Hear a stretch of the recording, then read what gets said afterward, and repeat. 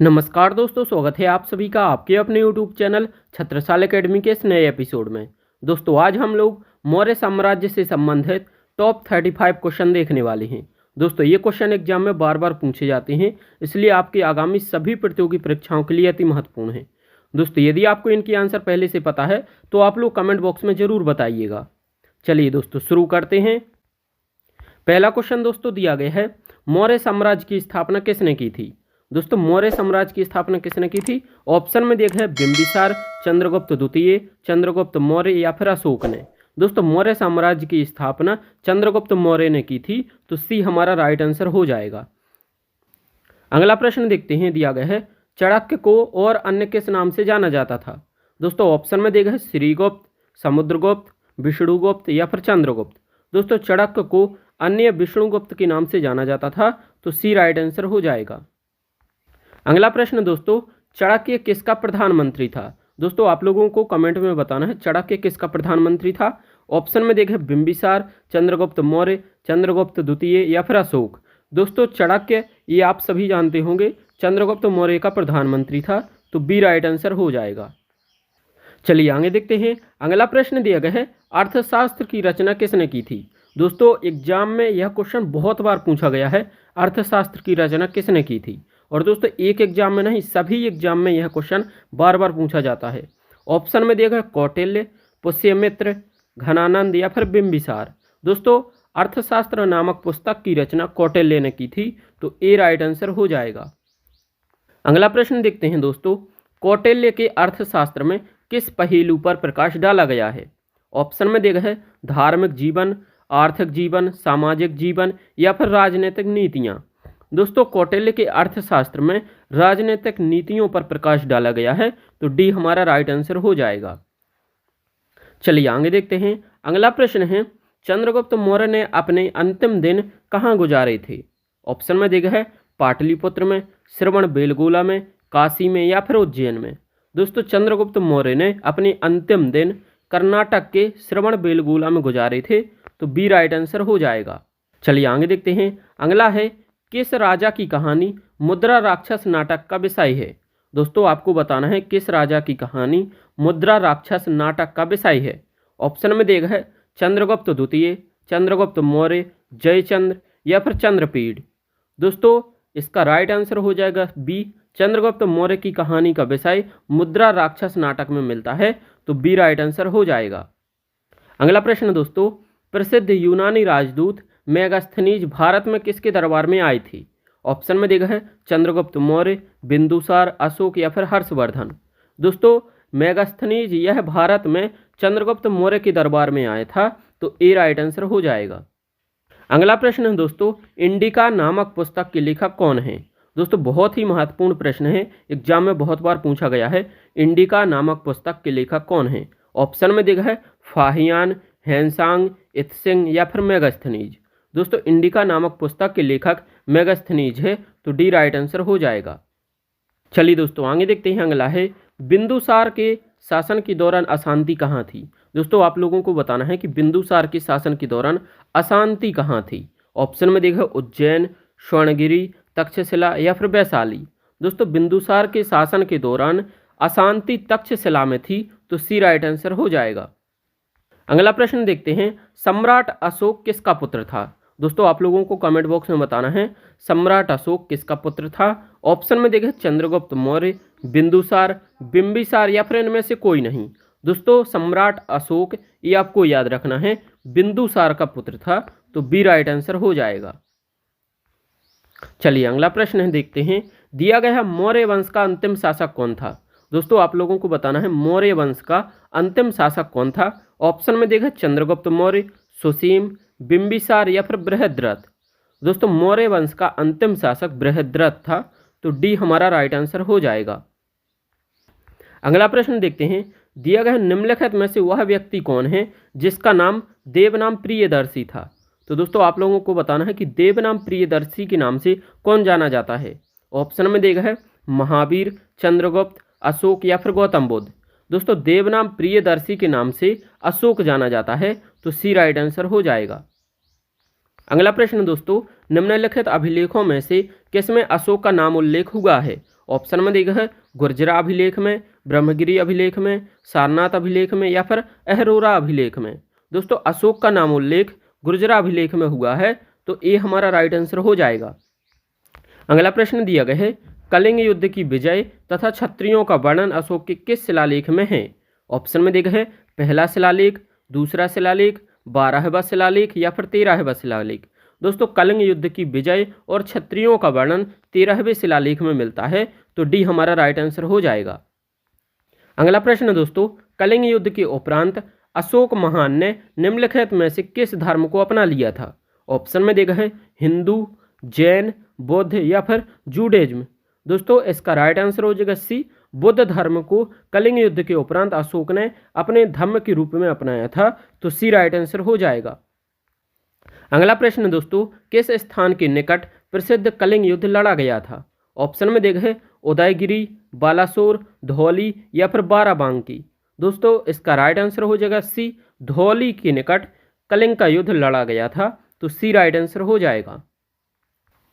अगला प्रश्न देखते हैं दिया गया है सारनाथ में किस सम्राट का स्तंभ है। आपको बताना है सारनाथ में किस सम्राट का स्तंभ है। ऑप्शन में देखा है अशोक, अकबर, शाहजहां या फिर शेरशाह। दोस्तों सारनाथ में अशोक का स्तंभ है, तो ए हमारा राइट आंसर हो जाएगा। चलिए दोस्तों अगला प्रश्न देखते हैं निम्नलिखित में से अशोक का उत्तराधिकारी कौन था। आपको बताना है कि अशोक का उत्तराधिकारी कौन था। ऑप्शन में देखा है कुणाल, राहुल, बिंदुसार या फिर इनमें से कोई नहीं। दोस्तों अशोक का उत्तराधिकारी कुणाल था, तो ए हमारा राइट आंसर हो जाएगा।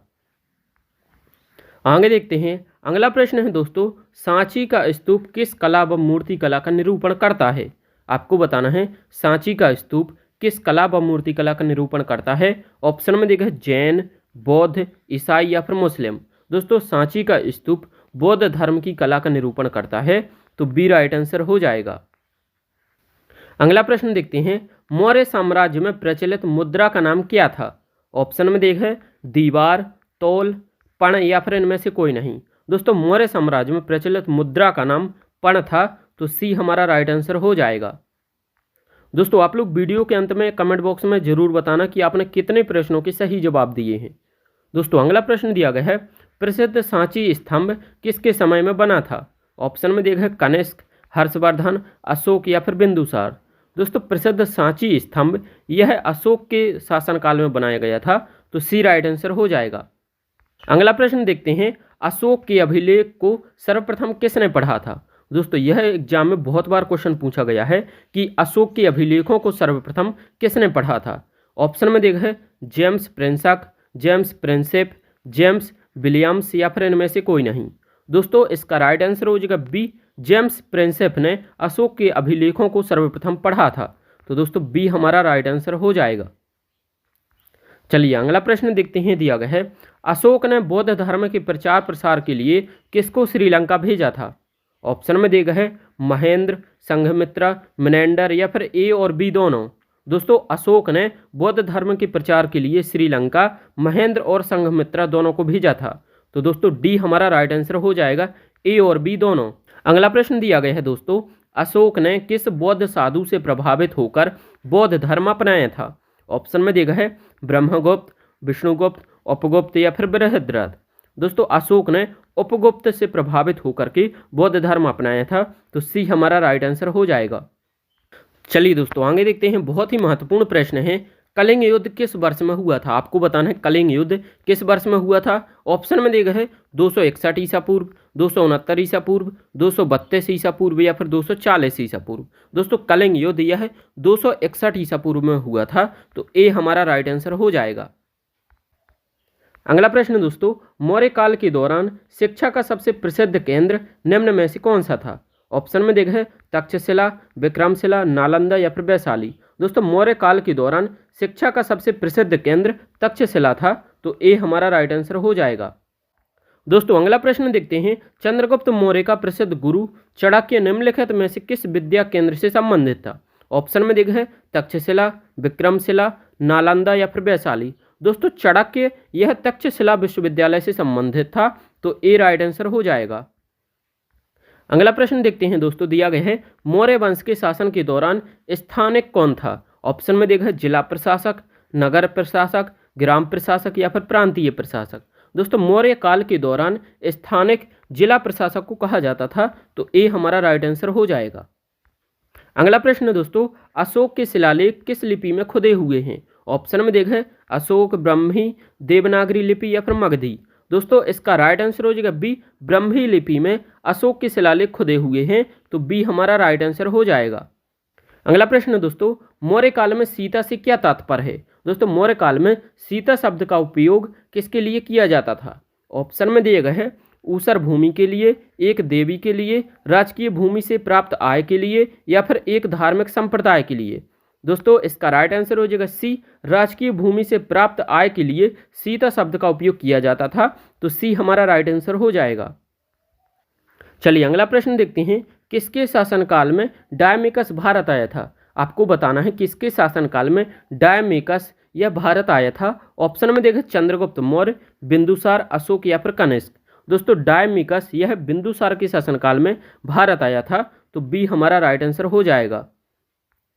चलिए आगे देखते हैं। अगला प्रश्न दोस्तों दिया गया है, अशोक के समकालीन तोरमय कहाँ का राजा था? दोस्तों आपको बताना है अशोक के समकालीन तोरमय यह कहाँ का राजा था। ऑप्शन में देखें मिस्र, सीरिया, मैसेडोनिया या फिर कोरिंथ। दोस्तों इसका राइट आंसर हो जाएगा ए, मिस्र का राजा था, तो ए हमारा राइट आंसर हो जाएगा। चलिए अगला प्रश्न देखते हैं, दिया गया है सांची का स्तूप किसने बनवाया था? दोस्तों बहुत ही बार यह क्वेश्चन एग्जाम में पूछा गया है, सांची का स्तूप किसने बनवाया था? ऑप्शन में देखा गौतम बुद्ध ने, खारवेल ने, अशोक ने या फिर चंद्रगुप्त मौर्य ने। दोस्तों सांची का स्तूप यह अशोक ने बनवाया था, तो सी हमारा राइट आंसर हो जाएगा। दोस्तों आज का अंतिम प्रश्न देखते हैं, मौर्य वंश के तत्काल बाद किस वंश ने आकर मगध राज्य पर शासन किया था? ऑप्शन में देखा नंद वंश ने, शुंग वंश ने, कम्ब वंश ने या फिर सातवाहन वंश ने। दोस्तों इसका राइट आंसर हो जाएगा बी, शुंग वंश ने मौर्य वंश के तत्काल बाद शासन किया था, तो बी राइट आंसर हो जाएगा। चलिए दोस्तों इसका आंसर आपको कमेंट बॉक्स में बताना है। प्रसिद्ध सांची का स्तूप जिसका निर्माण सम्राट अशोक ने करवाया था, यह भारत के किस राज्य में स्थित है? ऑप्शन में देखा है कर्नाटक, उत्तर प्रदेश, मध्य प्रदेश या फिर बिहार। दोस्तों इसका आंसर आपको कमेंट बॉक्स में बताना है। दोस्तों आई होप आपको वीडियो पसंद आया होगा। दोस्तों यदि आप इस चैनल पर नए हैं तो चैनल को सब्सक्राइब करके नोटिफिकेशन को ऑन जरूर कर दीजिए। साथ में कमेंट बॉक्स में बताइए कि आपने कितने प्रश्नों के सही जवाब दिए हैं। Thank you for watching.